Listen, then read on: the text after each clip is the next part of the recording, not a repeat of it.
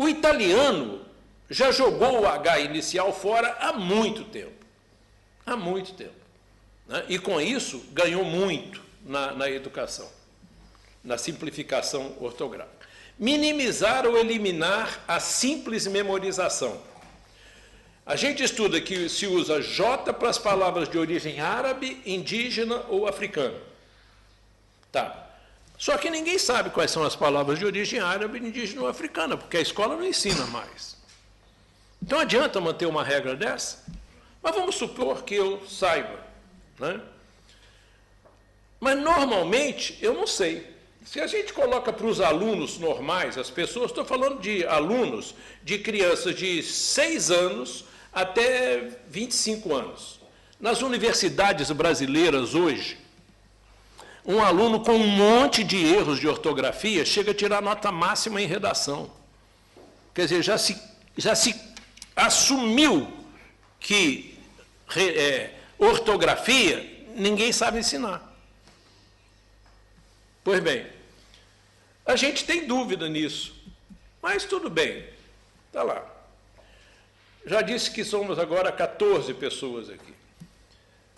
Dessas 14 pessoas, eu tenho 71 anos. Comecei a estudar com 6. Então, tem 65 anos que eu tenho dúvida entre G e J. Algum dos senhores não tem essa dúvida? Todos têm. Todos têm. Qualquer palavra nova que chegue com o som G ou J, a gente já vai. É com G ou com J? Já vai para o dicionário. A gente não poderia acabar com isso tão simplesmente, como as línguas nórdicas fizeram, as anglo-saxônicas fizeram, né? Aquela rainha alemã, né? Angela. Angela. Não é letra G, é letra G, não é verdade? Veja uma coisa, se a gente instituísse a letra G, já, Joju só poderia ser J. Gageg, Gogu só poderia ser G. E olha a nossa dúvida de 65 anos eliminada. E se eu escrevesse o U, Gua, Gua, Gue, Gui, Go, já resolvi o problema do trema. Perceberam? Bom, mais barato? Sim. Um ensino com ortografia melhor é muito mais barato. Eu já fiz lá menção de que 400 horas de aula que se gastam hoje no Brasil para não se ensinar ortografia poderiam ser reduzidas a 150 horas para se ensinar ortografia. O aluno sairia com menos 250 horas, sabendo escrever muito melhor.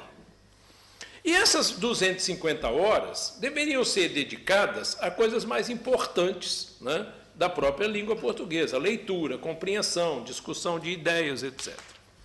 Bom, menos tempo de redação e revisão nos jornais. Tá? Eu sou editor, tenho editora no Brasil também. Né? E vejo a dificuldade, o tempo que a gente perde nas redações e revisões do tempo. Não interessa que tenha o corretor automático, porque tem sempre alguém perguntando a alguém como é que escreve. E o corretor é burro. E o corretor também é burro, ele às vezes não sabe. Ele não entende a frase. Aí você tem, veja só, nós teríamos inclusão social, atração de novos leitores, nós teríamos inclusão internacional, que é a atração de estrangeiros para estudar o português, e a gente deixar de perder espaço para o espanhol. Todo o tempo das nossas dúvidas, se é com G ou com J, com S, com J, se a gente pensar o que a gente já gastou de tempo nisso, seria para a gente produzir lazer ou produzir bens sociais. né? Melhorar a qualidade de vida.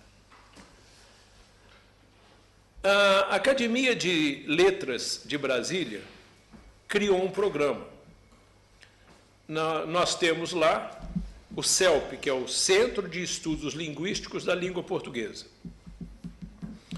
E a gente fez um programa para ver se ajuda nessa simplificação. O programa é, no primeiro semestre de 2014, nós vamos incentivar alunos e professores a testarem simplificações ortográficas no primeiro semestre. No final do primeiro semestre, alunos e professores podem fazer um relatório. Para incentivo da discussão, foi lançado um site que eu estou anunciando para vocês em primeira mão, que é www.simplificandoaortografia.com. .com porque é internacional. Nós queremos professores de todos os países, né, lusófonos. Então, no primeiro semestre de 2014, nós vamos discutir isso. Eles vão pegar nesse site sugestões de simplificação e discutir com os alunos. E ver que resultado dá. Depois eles fazem um relatório até o final do semestre. Debate entre alunos e professores de todos os países lusófonos sobre atitudes ortográficas simplificadoras. Aqui, já acabamos de ter uma reunião numa universidade que já se prontificou a fazer isso, né? Vai promover essa brincadeira. Agosto de 2014, a gente reúne essas sugestões, né? Cada país reúne suas sugestões. No dia 10 de setembro, que é o Dia Internacional das Línguas, a Academia de Letras de Brasília está promovendo um simpósio. O simpósio se chama Linguístico-Ortográfico, Simpósio Linguístico-Ortográfico, convidando a que todos participantes de outros países cheguem lá e deem as suas sugestões. Isso pode ser feito também em outros lugares. No dia 10 de setembro, esse simpósio.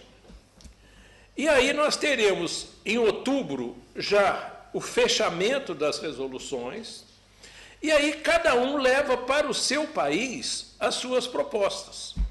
Nós vamos levar para a Comissão de Educação do Senado, os de Portugal trariam para cá, os de Angola levariam para o Congresso de lá, etc., de Moçambique, para que aí ter-se-ia ainda 1 ano e 2 meses para se ajustar. E antes do prazo final, né, se chegar e falar, olha, vamos pensar nessas simplificações, vamos facilitar isso, né? Oi. O prazo final que a Ana mencionou é...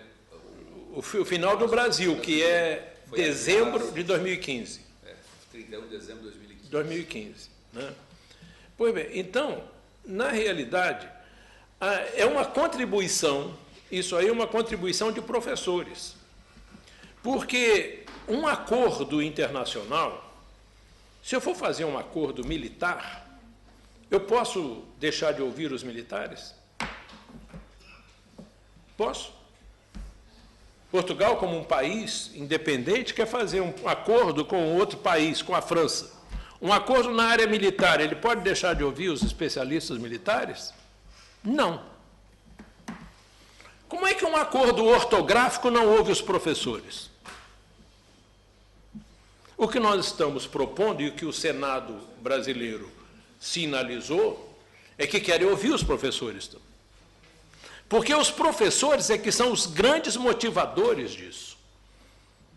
E eu digo para vocês, com consciência, de quem viaja o mundo N vezes, para todos os lados, que é muito difícil, por exemplo, a gente ter... É muito mais fácil encontrar um guia em espanhol do que um guia em português. E com essa última experiência que eu tive na Alemanha, de ver 40 gestores escolherem o espanhol, esqueci de falar, 42 escolheram o espanhol, e os 8 que escolheram o português, 6 eram descendentes de língua portuguesa. Então, só 2 escolheram o português, dos 40. Tá bom. Então, o que eu queria dizer é que a gente tem uma proposta de pensar em fazer esse acordo funcionar. Nós não queremos acabar com o acordo. Nós queremos fazê-lo funcionar. E funcionar para fortalecer a nossa língua. Não interessa que Portugal pronuncie de um jeito, o Brasil de outro, que algumas construções sejam diferentes. Mas a grafia pode se aproximar muito. Obrigado. Agradeço. Pode desligar. Tá. Eu vou passar então a palavra aos senhores deputados. A senhora deputada Rosa Areses tem uma reunião no Ministério, se não estou em erro, e, portanto, dava-lhe primeiro a palavra. Muito obrigado. Muito obrigada. Eu começo por, em nome do Partido Social Democrata, agradecer a presença do Grupo de Trabalho do Senado Brasileiro aqui nesta audiência. Foram aqui abordadas várias questões, sobretudo questões de ordem mais técnica. Eu, apesar de ter formação em humanidades, não sou propriamente uma especialista da língua, portanto, vou aqui fazer uma análise mais política, como certamente compreenderão. O adiamento do Brasil para 2016 da aplicação obrigatória do acordo, de facto, veio voltar a disputar o tema e a colocar o tema na agenda mediática em Portugal, e foi um assunto que foi muito falado aqui nas várias audições e audiências, e foram muitas que tivemos neste grupo de trabalho durante os últimos meses. Numa entrevista recente, o Sr. Embaixador do Brasil em Portugal afirmou, e eu vou citar, que o Brasil está empenhado na aplicação do acordo ortográfico e garantiu que o alargamento do prazo de transição decretado em 2012 não reflete dúvidas em relação à sua aplicação. Isto são palavras do Sr. Embaixador. Garantiu, inclusive, que o acordo ortográfico está a ser implementado e utilizado nos órgãos públicos, nas universidades, nas empresas, nas escolas. Portanto, isto veio, é a informação que nos foi chegando. No entanto, este adiamento, para muitos especialistas na matéria, é, de certa maneira, pode ser considerado como o primeiro passo para ser posto em causa o próprio acordo. Muitos acham que, eventualmente, poderá estar em causa um adiamento e poderá estar em causa um adiamento sine die até. O grupo de trabalho que Vossas Excelências aqui representam visa concretamente e explicitamente aperfeiçoar o acordo e apresentar até 2015 uma proposta para simplificar. Foi isso que eu me informei. E sobre isto eu gostava de colocar algumas questões que me parecem pertinentes e que certamente poder-me-ão dar alguma informação acrescida. O que é que levou o Brasil a adiar para 2016 a obrigatoriedade... 2016, exatamente, a obrigatoriedade da aplicação do acordo, e perguntar se em 2016 se acham que o acordo será alegadamente aplicado. Se é verdade que o grupo de trabalho que Vossas Excelências integram tem como missão unilateralmente aperfeiçoar e simplificar o acordo ortográfico já assinado e que Portugal está a implementar, e se é assim, pergunto se não será legítimo considerar que a atual situação constitui o primeiro passo por parte do Brasil no sentido de pôr em causa o próprio acordo que foi assinado. Recordo aqui que ainda há pouco apresentaram uma proposta, falou-se num programa de trabalho, portanto isto são algumas dúvidas mais de cariz político do que propriamente técnico, porque, como digo, não sou especialista, não sou linguista, não sou na matéria, mas eram algumas questões que se colocam, algumas dúvidas que se suscitam e que eu gostava de esclarecer.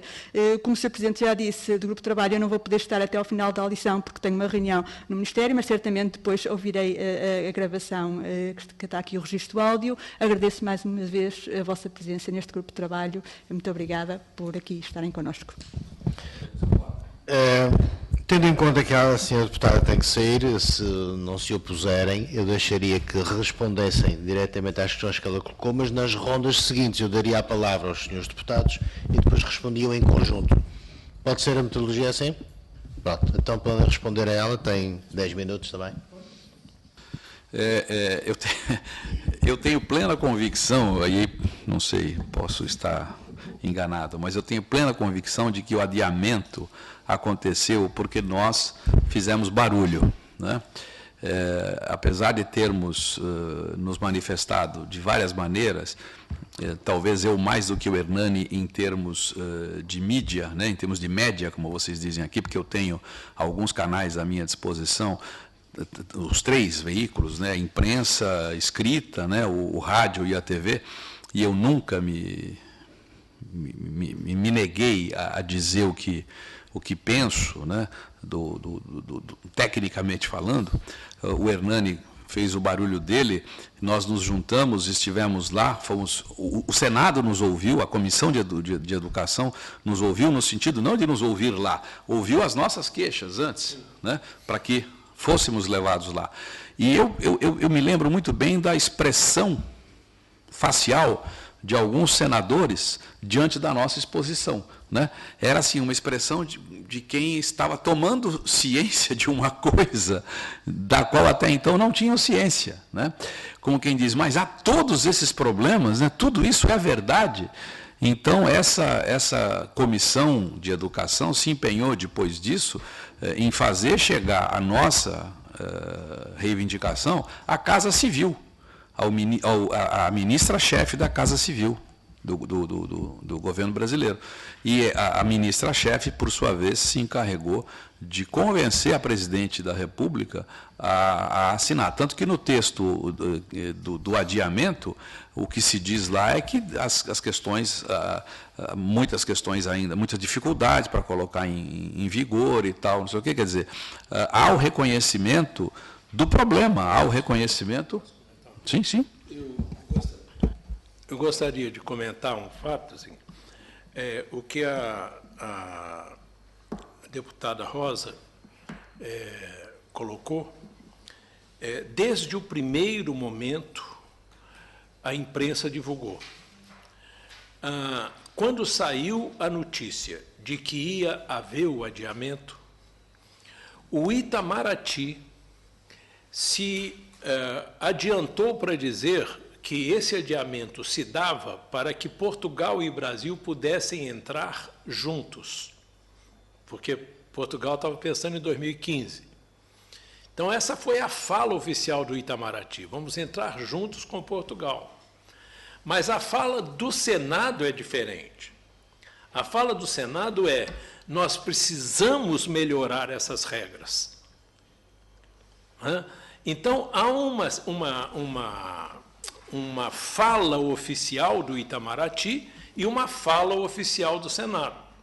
Tanto é que o interesse político brasileiro eu vejo como manter o prazo, e nós fizemos essa proposta de trabalho para cumprir esse prazo, para que não seja necessário adiar depois, né?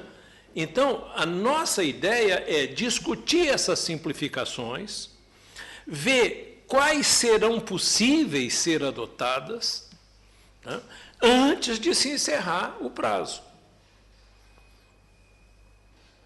Está respondido, deputado? É isso?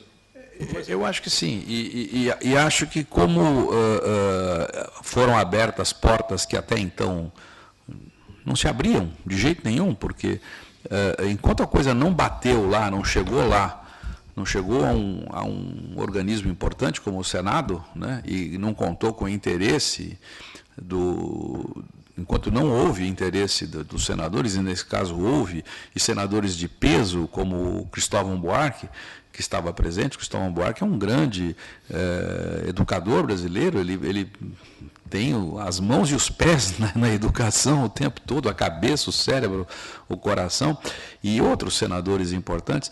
Enquanto isso não chegou lá, não houve realmente... a impressão que a gente tinha era que, pronto, está feita a coisa e assim ficará, com todos os problemas, com todas as imperfeições e com todo o desacordo, porque Brasil de um lado, Portugal de outro, a África esperando, né, para ver o que acontece, o que deixa de acontecer. Eu estive na África do Sul em 2010, trabalhando como jornalista na Copa do Mundo, e na volta para o Brasil havia no avião um grupo de estudantes moçambicanos, né, 2010, um grupo grande de estudantes moçambicanos, estudantes universitários moçambicanos. Eles estavam indo para o Brasil para convênios e tal, e me perguntaram, a gente conversou bastante, o que você faz lá? Eu falei, sou professor e tal. Professor de quê? De português e tal. Aí um deles me disse assim, eu ouvi dizer que há uma coisa aí, uma reforma ortográfica em 2010, quer dizer, estudantes universitários. Quer dizer, esse assunto ainda é um assunto nos guetos ainda, é uma coisa assim que para muita gente, sem contar a confusão que se faz, que muita gente acha que reforma ortográfica é reforma linguística, as pessoas acham que mexeram na língua, né? Eu cansei de ver isso na imprensa, né? Entram em vigor as novas regras da língua portuguesa, Lula assina a lei que muda a língua portuguesa, quer dizer, misturam tudo, então é preciso esclarecer. Então, o tempo que houve realmente não foi usado para nada, e a gente tem esperança de que agora, com esse grupo de trabalho, efetivamente, se a coisa também ecoar daqui, se vier alguma coisa daqui, a gente consiga, e depois também com os países africanos, que a gente consiga efetivamente mobilizar todo mundo que tem interesse e estabelecer uma discussão. A única coisa que não pode acontecer é isso ser enfiado goela abaixo do jeito que está, porque é horroroso, simplesmente horroroso, é um absurdo. Muito obrigado. Eu passaria então a palavra à senhora deputada Gabriela Canavilhas. Vamos fazer agora a ronda aos deputados todos e depois no fim respondem em conjunto. Muito obrigado. Muito obrigada. Renovo as boas-vindas e assumimos a oportunidade da vossa visita, uma vez que, como já foi dito aqui, esta matéria, este assunto voltou a estar em cima da mesa na discussão, quer de especialistas, quer na pura discussão política. E começo por dizer que, de facto, aqui o Parlamento, e nós, no Grupo Parlamentar do Partido Socialista, entendemos que a nossa avaliação e o grupo de trabalho que foi feito, que foi criado por proposta do PCP, é, sobretudo, uma avaliação política. A avaliação técnica e linguística não compete aos deputados, mas sim às instituições especialistas nesta matéria. Mas a nossa avaliação política é importante porque é dessa avaliação que se podem extrair leituras do sentir da sociedade e dos especialistas que podem levar a uma orientação diversa daquela que está em curso neste momento. E, de facto, como também já foi dito, durante demasiado tempo se arrastou, digamos assim, um processo que foi, de alguma maneira, sempre se foi sobrepondo às vozes que se opunham. No entanto, as vozes que se opunham, enquanto era tempo de se fazerem ouvir antes das decisões políticas serem tomadas, também, se calhar, não se fizeram ouvir com a força que deveriam, ou os decisores políticos, eventualmente, podem não ter ouvido com a devida atenção. Na verdade, o processo político está em curso e está fechado. E, neste momento, recai em cima do ILP, do Instituto Internacional de Língua Portuguesa, a difícil tarefa de concluir o vocabulário ortográfico comum, que é suposto, segundo o que está decidido no acordo internacional, que é o acordo ortográfico, que é no seio do Instituto Internacional de Língua Portuguesa que se fará a congregação dos contributos de todos os países lusófonos para a elaboração do documento final. E a questão que eu pergunto é, essas iniciativas que os senhores representam enquanto entidade técnica que vai trazer novos contributos por parte do Brasil, essas iniciativas têm ou não em conta os outros países e eventuais grupos de outros técnicos que estejam a ser criados para debater a mesma matéria? Segunda pergunta. Esses vários grupos e esse trabalho em conjunto têm ou não têm em conta o trabalho que está a ser feito no ILP e já foram encetadas negociações com o ILP no sentido de fazer chegar as vossas preocupações e os vossos contributos técnicos?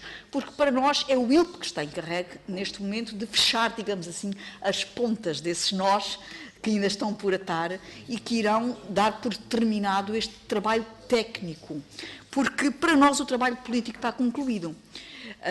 Portanto, para ser concluído o trabalho técnico, precisamos do trabalho final do ILP. E tivemos aqui o Dr. Gilvão Oliveira também no âmbito das audições e audiências que decorreram, e para nós foi claro que o ILP tem o trabalho em curso, mas está atrasado, quer por falta de financiamentos dos diversos países que deveriam estar a financiar e não estão.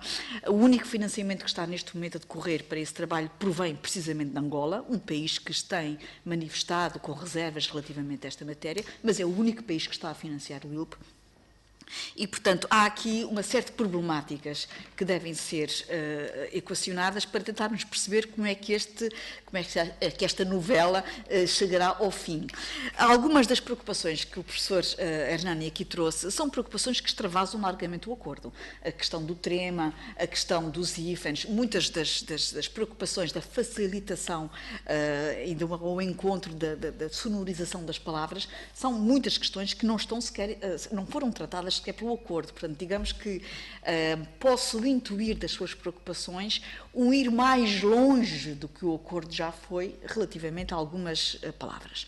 Portanto, há aqui, na sua intervenção, pelo menos da leitura que eu fiz, até uma postura no sentido do novo caminho em relação ao acordo, porque em Portugal, as preocupações que se têm feito sentir são de duas tipologias de natureza. Uma é uma oposição ao acordo do ponto de vista ideológico e político, no sentido de que não seria necessário este encontro de ortografias entre os dois lados do Atlântico, por razões, enfim, históricas e linguísticas, mas sobretudo ideológicas, e outra posição que diz que o acordo, seguindo algumas das preocupações que aqui foram expostas, foi feito em algumas matérias atabalhoadamente e sem ter em conta determinados pormenores, e pormenores esses que estão, de facto, a criar areia na engrenagem, que estão a dificultar.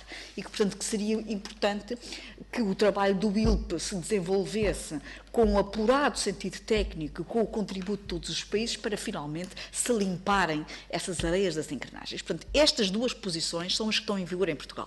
Uma que é frontalmente contra, pelo ponto de vista, enfim, ideológico, e não estamos aqui a pôr nem direita nem esquerda, não é ideológico político, é ideológico do ponto de vista pura e simplesmente da essência da problemática.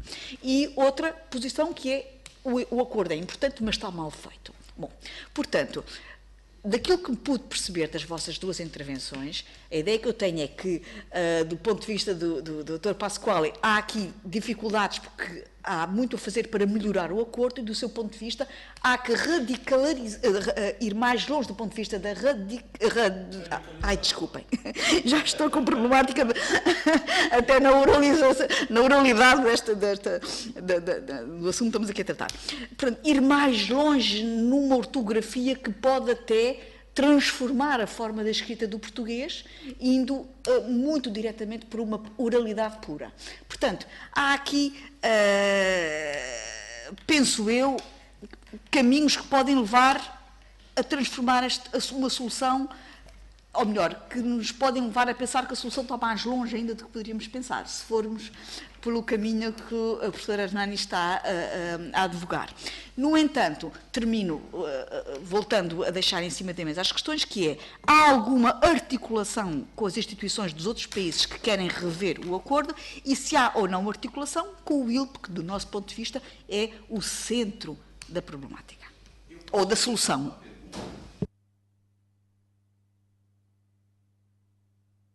A senhora disse que, sob o ponto de vista político, está fechado. A questão agora é técnica. Mas eu pergunto, em termos políticos, como é que ficou aqui a coisa efetivamente? Quais são as datas, quais são as decisões? Porque o que chega para nós lá é uma coisa, às vezes, nebulosa, né? Aprovou, mas não aprovou, mas o presidente não sancionou, agora o presidente sancionou, mas sabe Deus o quê, falta regulamentar. Então, eu gostaria de saber, em termos legais, políticos, em que pé efetivamente está isso? Do ponto de vista político, está ratificado e em vigor.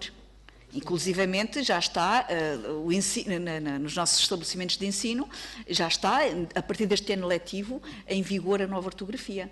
Portanto, já estão em vigor, inclusivamente, nas instituições que dependem diretamente do Estado. Nas instituições que não dependem diretamente do Estado, temos um período de mais um ano para se acomodarem, digamos assim, algumas arestas. Mas há alguma data?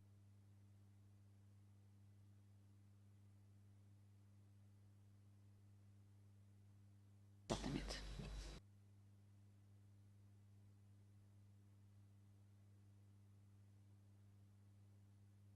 Nós tivemos um período transitório maior do que o Brasil.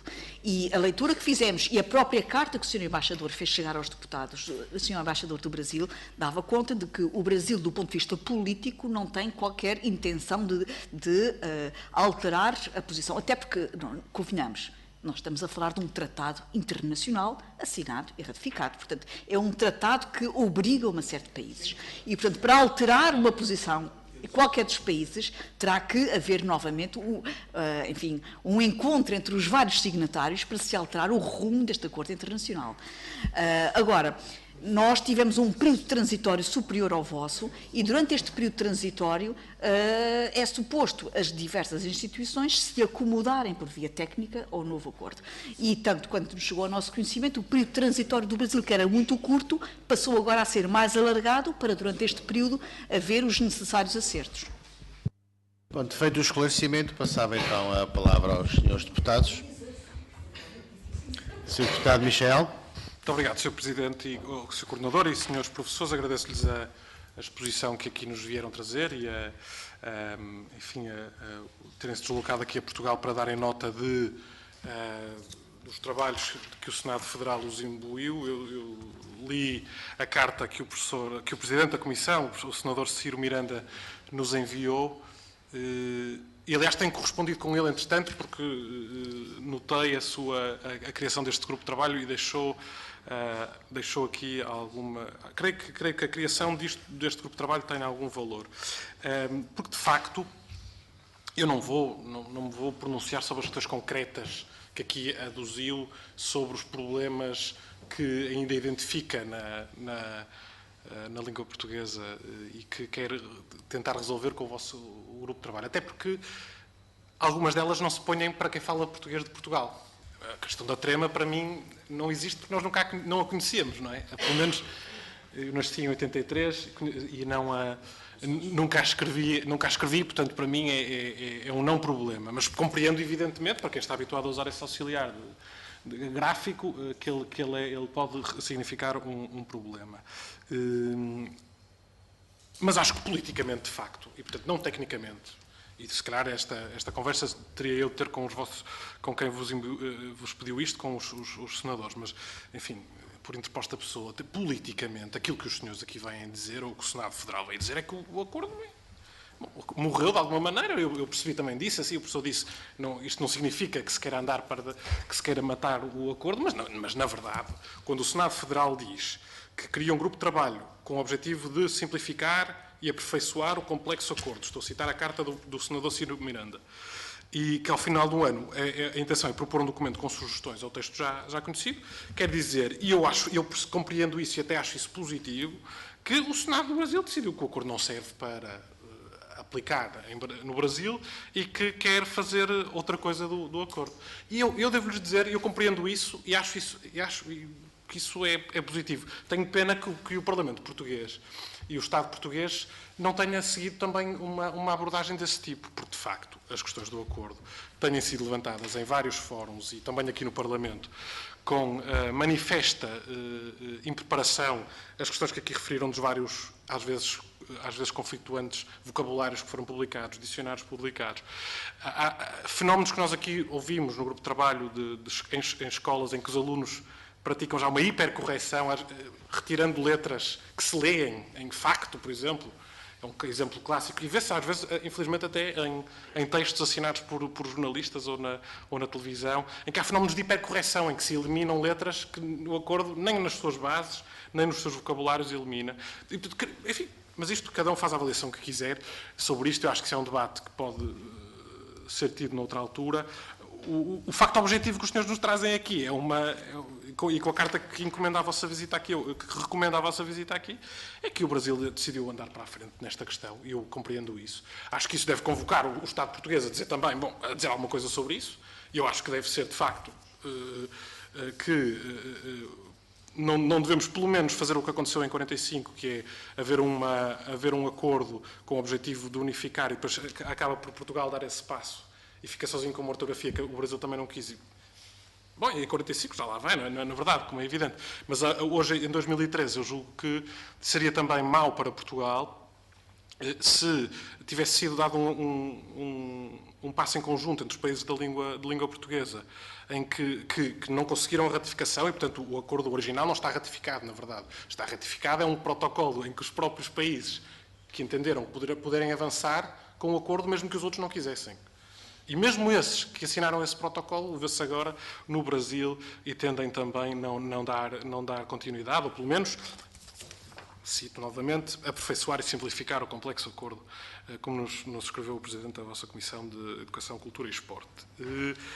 E por isso, acho que isto politicamente terá que levar aqui a um debate dentro de Portugal. Estou a fazer a minha interpretação pessoal sobre isto. Também lhes digo que o meu partido é o único partido aqui no Parlamento cuja opinião foi sempre deixada à descrição de cada um dos deputados. E, portanto, quando se votou esse tal protocolo modificativo que dizia, então, não foi ratificado o acordo original, mas agora avançam para o acordo os países, mesmo que não se obtenha o acordo da totalidade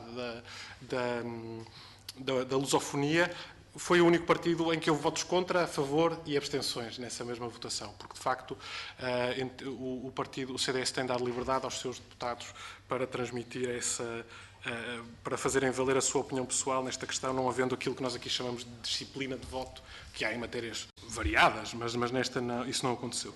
Sendo assim, eu agradeço a vossa visita.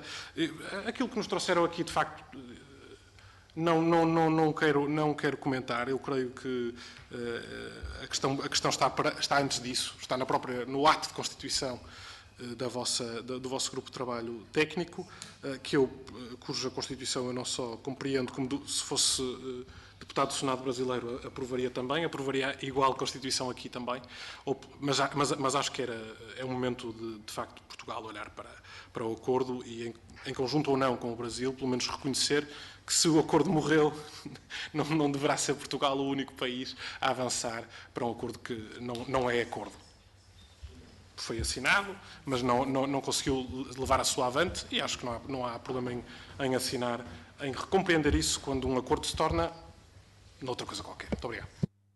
Obrigado, Sr. Deputado. Passo a palavra ao Sr. Deputado Miguel Tiago. Muito obrigado, Sr. Presidente. Eu, em primeiro lugar, gostava de cumprimentar, de agradecer muito, dar nota de que foi, pelo menos para mim, de veras interessante este nosso encontro, quer pelo conteúdo, quer pela dimensão política, apesar de estarmos perante um grupo de trabalho técnico, mas, de certa forma, pelos mesmos motivos que já foram, inclusivamente, aqui avançados pelo Sr. Deputado Michael Seufert. Bem sei que as questões que, da nossa parte, tendo em conta que estamos na Assembleia da República Portuguesa, colocamos são eminentemente políticas e, portanto, são tratadas na esfera diplomática e política, mas não deixo ainda assim de acrescentar algumas notas. Até para ilustrar um pouco qual é o ponto de partida. O PCP, já agora, só para dizer, é o partido que propôs a criação de um grupo de trabalho na Assembleia da República para refletir politicamente sobre o acordo. E é o único partido que não votou favoravelmente o acordo ortográfico de 90. Eu aproveito para dizer que estava em vigor um acordo antes do acordo ortográfico de 90. Estava em vigor o acordo de 45, acordo esse que Portugal cumpriu escrupulosamente, apesar das deformações, entre aspas, que aplicou à escrita portuguesa, e que, passado poucos meses, o Brasil decidiu deixar de aplicar, o que eu nem sequer questiono nem critico. Aliás, até porque esta discussão tem-se situado por várias vezes e por demasiadas vezes no patamar errado. A maior parte das pessoas que aqui que vieram participar no nosso grupo de trabalho, que defendem o acordo ou a direção que o acordo segue, portanto, da submissão da escrita à oralidade, são linguistas, a generalidade deles. Portanto, são pessoas que têm uma concepção de engenharia perante a língua, não é? Curiosamente, a linguística não estuda as grafias, estuda a língua, e as grafias não são sequer parte da língua. Portanto, eu posso escrever português em árabe, eu posso escrever português em hieróglifos, não é? E, portanto, é curioso que a proposta de acordo seja defendida por aqueles que não estudam a grafia, estudam apenas as outras componentes da língua. Aliás, isto é errado, porque a grafia não é uma componente da língua, estudam as componentes da língua. Enfim, logo isto sugere as maiores dúvidas. Eu gostava, se o Sr. Presidente me permitisse, fazer uma pergunta. Se nós concertarmos um acordo, mas uma pergunta que implica uma interação direta, um acordo que a oralidade portuguesa e a oralidade brasileira são distintas. Partimos desse pressuposto, não é? Eu, por acaso, sou brasileiro de nascimento e, portanto, conheço bem as diversas diferenças. São distintas. Portanto, se concentrarmos um acordo em torno um acordo gráfico, ortográfico, em torno da oralidade, há uma consequência. E eu pergunto, a nossa oralidade tende a aproximar-se ou a divergir? Sim, sim. Não, vou ter mais, evidente. A oralidade dos povos brasileiros e portugueses tende Não se mexe na oralidade. Não. A sua tendência natural, não falo dos acordos, a nossa tendência natural é aproximar a oralidade ou que ela divirge? Na realidade, já se distanciou bastante. Exatamente. Pronto. Já se distanciou bastante. Mas o P que vocês pronunciam, o P, a letra P de Paulo, Pereira, Sim. a letra P, ela representa uma determinada, não é a pronúncia que ela representa um significado. Não é o som que muda o significado. Certo, eu estou a referir-me única e exclusivamente, já me deu a resposta, única e exclusivamente à oralidade. A nossa pronúncia... A nossa proposta não é oralidade. Bem sei, é relacionar a escrita com regras inteligíveis que resultem da oralidade. Sim, isso, perfeitamente entendido. Aliás, reconheço desde já que é a proposta mais simplificadora da grafia portuguesa para um universo restrito. Porque, digo-vos já, que as palavras iriam ser radicalmente diferentes escritas aqui do que seriam escritas no Brasil. Porque, por exemplo, se eu quisesse escrever aqui, eu estava há pouco a olhar para ali, semestre, por exemplo. O brasileiro pronuncia semestre. Se eu quisesse escrever semestre, eu não sei como é que escrevi, tinha que pôr um i no fim. Porque o senhor... Não, mas eu estou a dizer de acordo com a minha pronúncia. Eu ia escrever semestre e eu ia pôr lá um S, porquê? Podia pôr um X. Semestre é um X. Porquê é que eu vou ali usar um S? Tal como, bem, enfim. Ou seja, aquilo que é relativamente inteligível de acordo com a vossa oralidade é diferente para a nossa. E, portanto, apesar de eu reconhecer, aliás, é verdade, nunca tinha visto uma proposta tão revolucionária do ponto de vista da simplificação e democratização, de acordo com o universo e a sua oralidade. E, portanto, as palavras tenderiam a divergir na escrita cada vez mais. E isso, para mim, é evidente. Cada vez mais escreveríamos de forma diferente palavras iguais. Portanto, o que para mim também, sinceramente, não é dramático, tendo em conta que eu acho que não é a escrita que une a nossa língua. Não é só a escrita que une a nossa língua. Portanto, isto era apenas para vos dar nota do nosso ponto de partida para avaliar as consequências políticas do acordo. Para o PCP, haver um acordo ou não haver um acordo não é algo em que cristalizamos. Portanto, não é determinante para o futuro da língua que haja um acordo. E, se for possível, chegar a um acordo que reflita simultaneamente as preocupações daqueles que lidam com a língua de um lado e do outro, também não temos nada que nos diga que não é possível chegar a um acordo. Agora, sacrificar a escrita portuguesa, tendo em conta as especificidades da nossa oralidade, a uma reforma como a que está no acordo, ou uma que siga o mesmo rumo, parece-nos que é, do ponto de vista da política da língua, e não me refiro aqui aos termos técnicos da vossa proposta, do ponto de vista da política da língua e da preservação até da língua como instrumento de política estrangeira, parece-nos que seria liquidatário para Portugal. E, portanto, aquilo que registamos politicamente deste nosso encontro que foi muito útil, parece-me, é que, de facto, há que tomar rapidamente medidas para percebermos que, se a senhora deputada Gabriela Canavilhas dá o assunto por encerrado, parece-me que nem a comunidade brasileira, nem a comunidade legislativa brasileira, nem mesmo em Portugal a comunidade em geral partilha desse pressuposto. E, portanto, o processo estará politicamente fechado quando as massas, quando as grafias de ambos os povos estiverem consolidadas e aceites comumente de acordo com regras que sejam inteligíveis. Isso para mim é o fundamental, é que a regra seja inteligível, ou seja, que eu, mesmo que nunca tenha visto uma palavra na vida, saiba lê-la, e mesmo que nunca tenha ouvido uma palavra na vida, saiba escrevê-la. Este é o ponto de partida. E para isso podemos ir pela oralidade ou podemos ir pela regra fixa e inteligível. E a partir daqui eu julgo que não os linguistas, mas as academias, e infelizmente Portugal não tem uma academia, esse é um problema fundamental, porque o Brasil tem uma academia brasileira das letras, forte, pujante, com presença na imprensa, com reflexão sobre o tema, e Portugal não tem. Portugal tem a Academia de Ciências de Lisboa, que tem, de acordo com a lei, a capacidade de intervir no domínio da língua, e que até hoje interveio, tanto quanto eu saiba, apenas uma vez no domínio da língua, quando se pronunciou sobre a primeira versão do acordo, ainda nos anos 90. E, portanto, aliás, antes da versão do acordo de 90. E nunca mais interveio no processo, nunca mais deu uma palavra sobre o processo, o que é natural para quem conhece a Academia de Ciências de Lisboa, que eu por acaso conheço, tendo em conta que é uma academia principalmente composta por pessoas das ciências naturais e que, portanto, a sua atribuição de poder sobre a língua é absolutamente... Portanto, foi um ato de, não sei, para facilitar o acordo. Provavelmente atribuiu-se a uma academia de geólogos, biólogos, físicos, matemáticos, o poder sobre a língua portuguesa. É uma coisa também estranha e que resultou, de facto, depois na falta de acompanhamento da academia, da universidade e dos cientistas da língua em Portugal perante o acordo. O que foi aqui, estou apenas a dizer aquilo que também aqui foi assumido pela própria academia, não é? Que nunca mais intervieram. O resto é opinião minha, portanto, da sua composição e da sua incapacidade natural para a língua.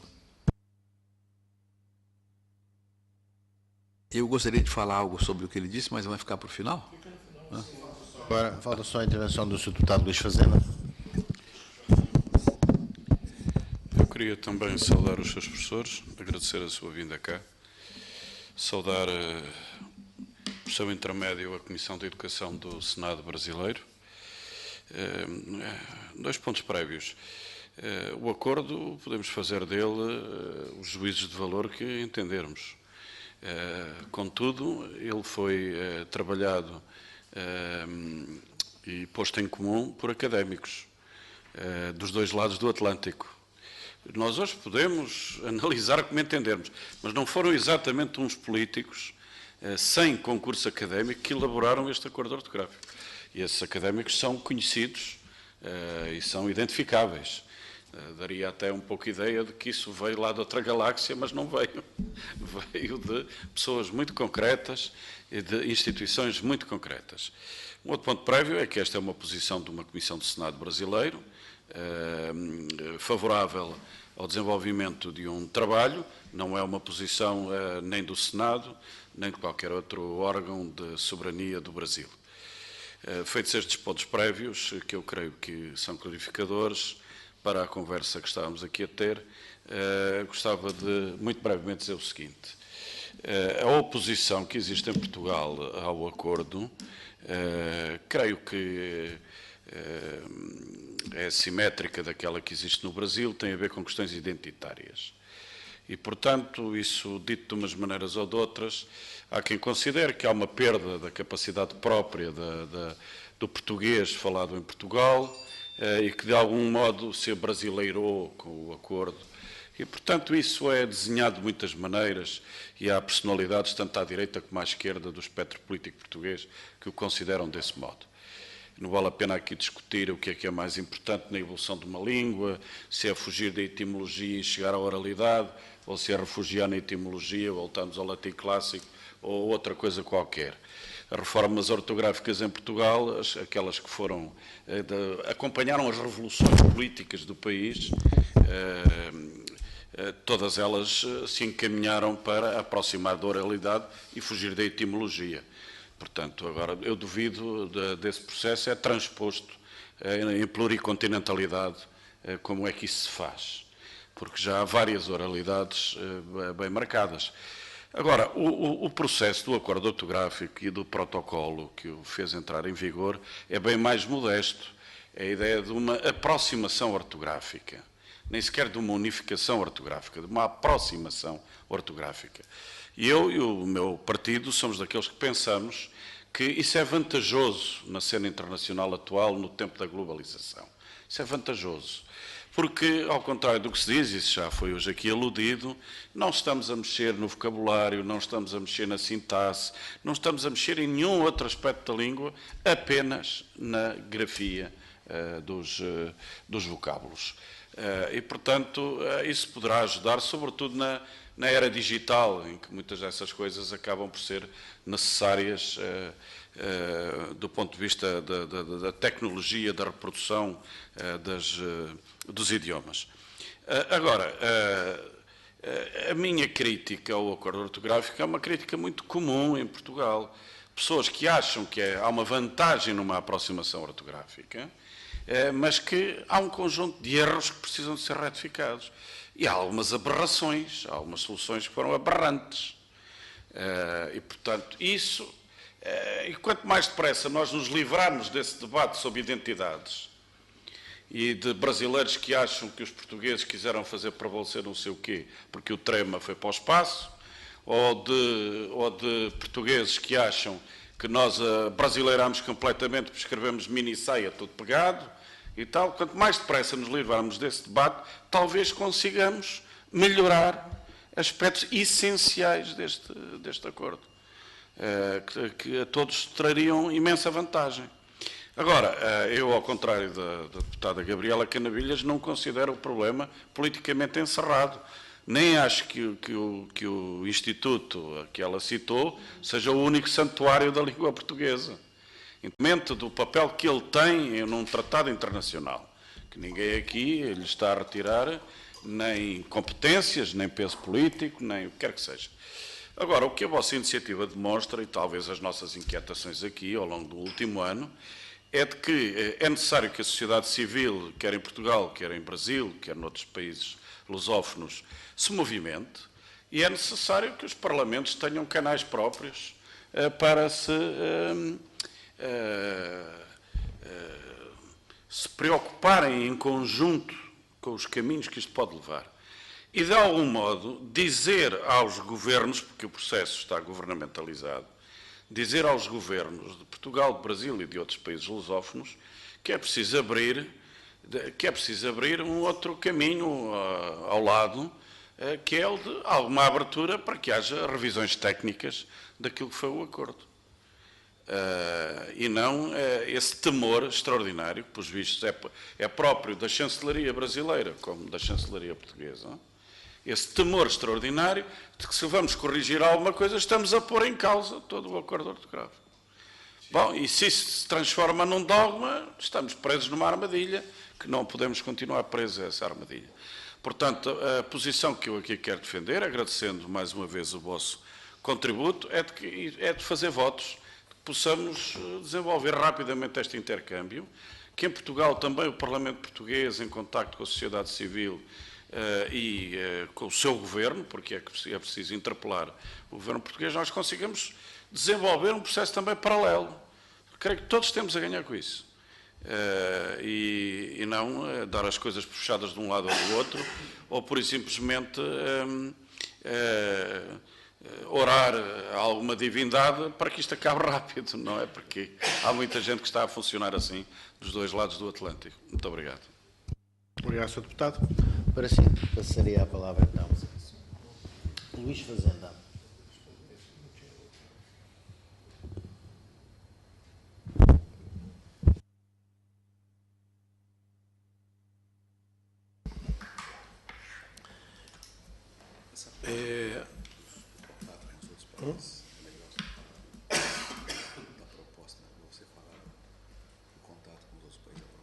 Sim. Bom, eu gostei de ouvir o que cada um falou e percebi que expressam cada um expressa uma parte importante do pensamento que eu já sabia existir em Portugal e que é um pouco diferente do que existem nos outros países. Mas o que eu vejo é que há pontos de convergência. Primeiro, eu gostaria de responder sobre a palavra semestre ou semestre. Nesse tipo de pronúncia, nós não podemos mexer. No Brasil existe essa diferença. O mineiro fala estamos, o carioca fala estamos, o paraense também estamos, né? Quando há mudanças de pronúncia, mas não muda o significado da palavra, então é apenas uma convenção, se escreve desse jeito, não se vai mexer nisso.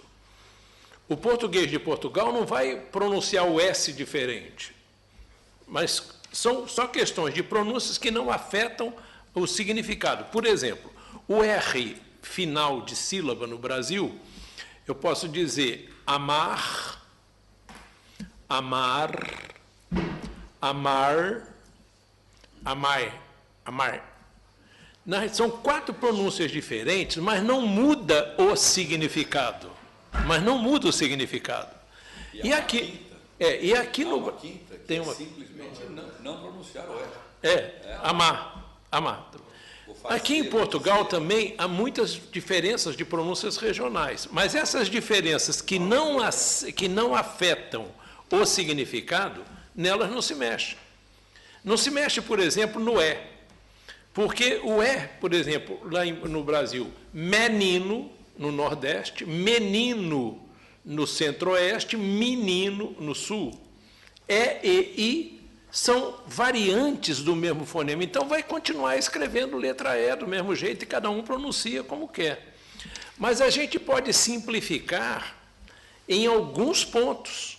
Por exemplo, o H não pronunciado, ele não é pronunciado nem em Portugal, nem em Brasil, nem em Angola, nem em Uganda, nem o quê. E a pessoa, eu vou escrever agiota, eu escrevo sem H. E a geografia, eu escrevo sem H. Não, mas a geografia é com H.